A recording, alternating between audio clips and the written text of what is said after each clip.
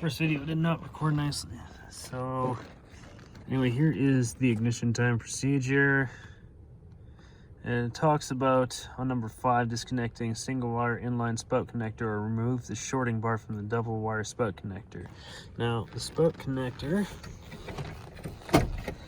is not so hard to find.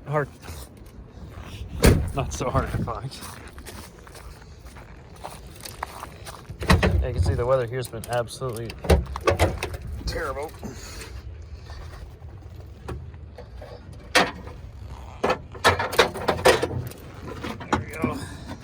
What's up? Alright, spout connector, this one. This is a 94. Spout connector is actually right there. This guy. I think that's a shorting bar style. Some of them, it sounds like, are like a direct inline kind of plug. And just behind it, I'm not sure if you can see it with the light, right there, dead center. That's the ignition control module, as I understand. Timing marks on the engine are down here.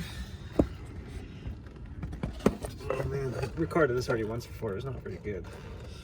All right, just see if I can get to it. All right, you see that little clean part there on the case? I believe that's it, but I don't know. My book doesn't really tell me.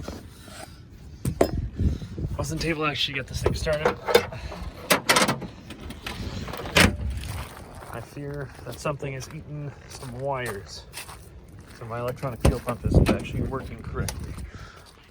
So it's going to be a little bit longer before I can actually get a proper demonstration of it. So I'll just have this for reference if you need it.